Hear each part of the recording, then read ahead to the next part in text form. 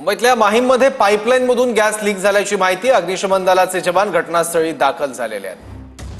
पाईपलाईनमधून gas leak झाल्याची माहिती आहे। मुंबईतल्या माहीममध्ये अग्निशमन दलाचे जवान घटनास्थळी दाखल झालेले आहेत आणि लीकेज नेमकं कुठून आहे, कशा पद्धतीने ते थांबवण्यासाठी प्रयत्न देखील सुरू आहेत।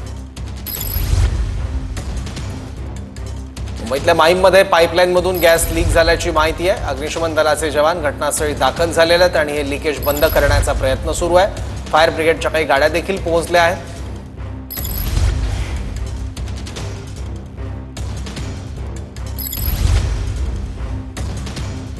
माहीममध्ये पाईपलाईनमधून गॅस लीक झाल्याची माहिती आहे।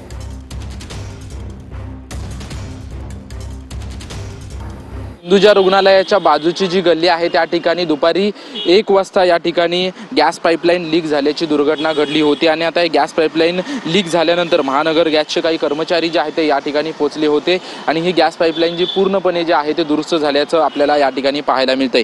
रस्त्याचं जे आहे ते या ठिकाणी या गल्लीमध्ये काम सुरू होतं आणि रस्त्याचं काम कॉन्क्रिटीकरण झाल्यानंतर मलनिस्सारण वाहिनी जी असते त्याचं काम जे आहे ते मुंबई महानगरपालिकेच्या वतीनं हाती घेण्यात आलं होतं। त्याचवेळी या जी समोर आपल्याला महानगर गॅसची पाईपलाईन दिसते ती पाईपलाईन या ठिकाणी होती आणि ती लीक झाल्याची दुर्घटना या ठिकाणी घडली होती। त्यावेळेस अग्निशमन दल आणि मुंबई पोलिसांची टीम जी आहे ती या ठिकाणी दाखल झाली होती, परंतु आता थोड्या वेळापूर्वी जे आहे ते महानगर गॅसच्या